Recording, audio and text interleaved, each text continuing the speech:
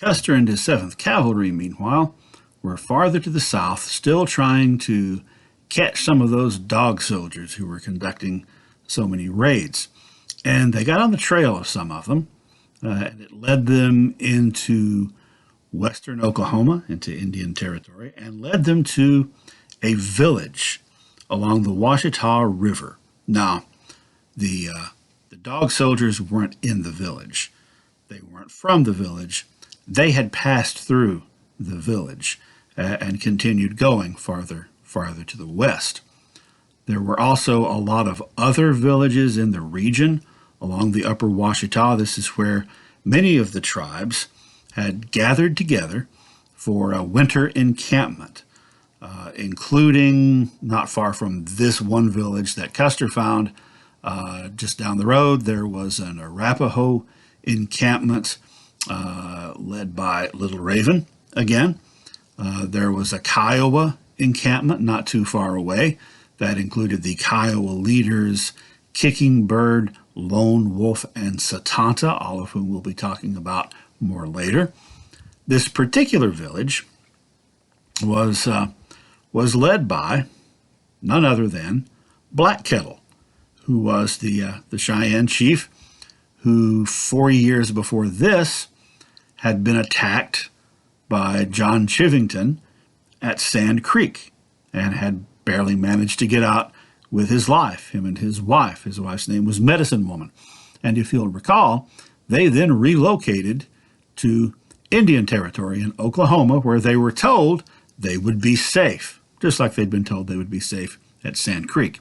So here they were once again, exactly where they were told they were supposed to be in order to be safe.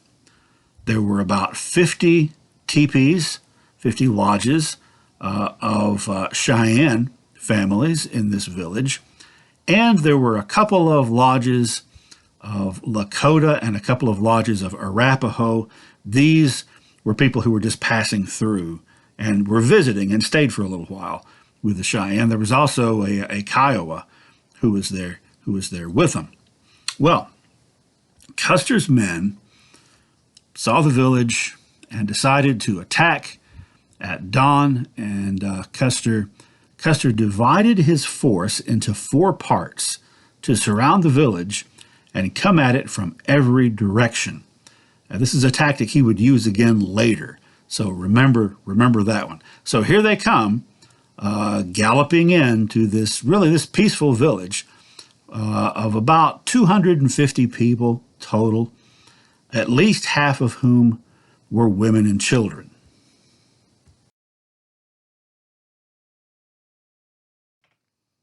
Some of the Cheyenne warriors were able to grab their weapons and try to take cover and put up some resistance, but it wasn't much of a resistance. A lot of people were killed, and the number varies widely. Again, like in a lot of these actions, some estimates go as high as about 150 out of the 250 people in the village, around half of whom were women and children. A lot of women and children were killed, and 53 women and children were captured and taken to a nearby fort and imprisoned in a stockade. Black Kettle, pictured here, and his wife were both shot in the back and killed as they were running away. There were some casualties on the other side. There were 13 troopers wounded from the 7th Cavalry and 21 killed, which looks like at least some resistance was put up. But how much resistance was it when you take into account how some of those troopers were killed? 21 were killed, and 20 of those died altogether in an action just outside the village, actually. So by the time the fighting had been going on for a little bit, Custer's Osage scouts informed him that, in fact, there were a bunch more villages all around. And probably about 6,000 Indians in all from all the different tribes we've been talking about. And again, they were there legally. That's where they were supposed to be. However, Custer quickly figured out, hey, this might not be a good idea to hang around now, and so he ordered an immediate withdrawal. They killed most of the Indians' horses, keeping enough to transport their prisoners. But a squad of 20 soldiers, led by Major Joel Elliott, went the other direction because they were chasing down some fleeing Cheyenne. And they chased after them, and Major Elliott was heard saying, "For a brevet or a coffin." In other words, I'm going to get promoted or I'm going to get killed, one or the other. And that's another one of those kind of like Fetterman things where, he called it. Because what happened was those 20 soldiers ran smack into a large force of Cheyenne, Arapaho, and Kiowa from nearby villages who were rushing in, having heard the gunfire, to see what was going on and coming to the rescue, and they killed those 20 men. This would haunt Custer's reputation because he was accused by some in the press and by at least one of his own officers, Benteen, that we'll talk about later, who was pals with Elliott, of having cowardly, in a cowardly fashion, abandoned those 20 men instead of going and getting them when they retreated. Nonetheless, the result was a lot of peaceful Indians who were not at war, including a lot of women and children, were killed, and this did not help relations with the Indians there in the area, especially again when Black Kettle was doing what he had been told to do. However, just like with Sand Creek, remember how the people of Denver reacted to that? They loved it. The newspapers were just full of accounts of the heroic bravery of George Armstrong Custer, and he regained some of his fame, the luster of which had faded since the Civil War, and even more so, he became a national celebrity for this brave and heroic action along the Washita River. Black Kettle, meanwhile, in my opinion, was one of the unluckiest people in American history.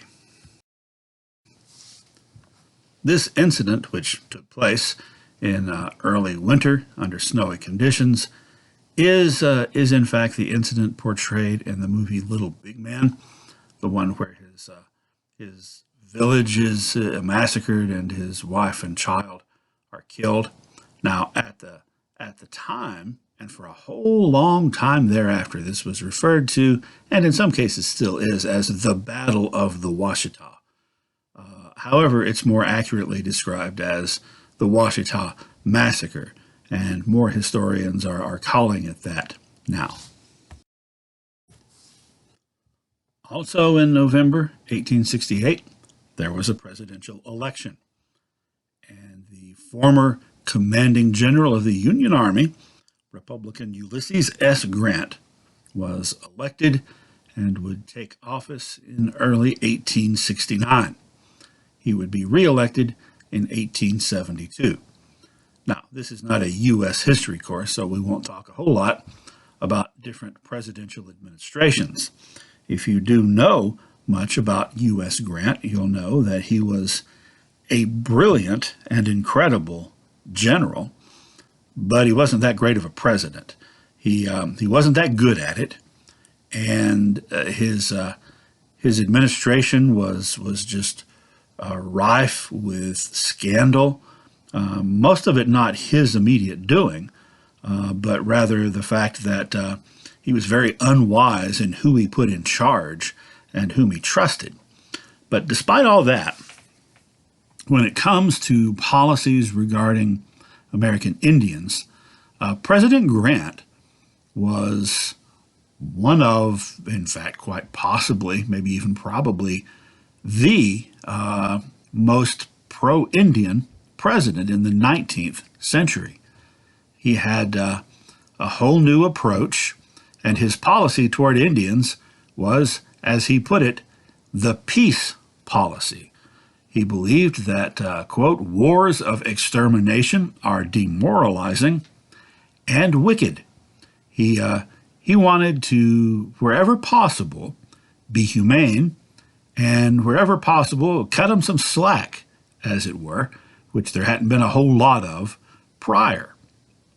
And some things he did, some steps he took to move toward this, was that he changed how the Indian agent system worked. It was no longer a patronage system. That is, before, for someone to become a reservation agent, a government representative for Indians, it was usually a political reward for supporting some governor or senator or even president. And the people who were put in charge were not qualified, usually never experienced, and quite often very morally suspect. So instead of doing that, Grant made the change of making it his policy to put clergy in charge of the reservations, and wherever possible to make sure they were Quakers, because he felt that those were people that could be trusted to deal fairly with all sides. He also did something that was very different for that time. In his appointment to who was going to be the new Commissioner of Indian Affairs, he appointed this guy in the second photograph, Eli Parker. Eli Parker was a former brigadier general in the Union Army and had been on General Grant's staff during the Civil War. So far, how is that different? Well, he also was a member of the Seneca Nation, which is one of the Iroquois tribes. So he was a Native American. This means that Grant actually put an actual real American Indian in charge as Commissioner of Indian Affairs. And it would be 100 years before that happened again. It would be 1968 before a Native American would be in charge of the government agency dealing with Native Americans. It has become kind of standard policy since then, but it was new at the time.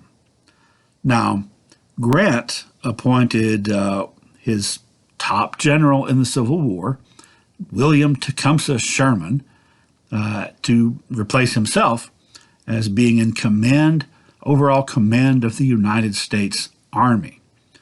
And Phil Sheridan, Grant's former cavalry general, was now he now replaced Sherman as being in charge of the whole Department of the American West, where the military was concerned. Now, this is going to lead to some interesting things.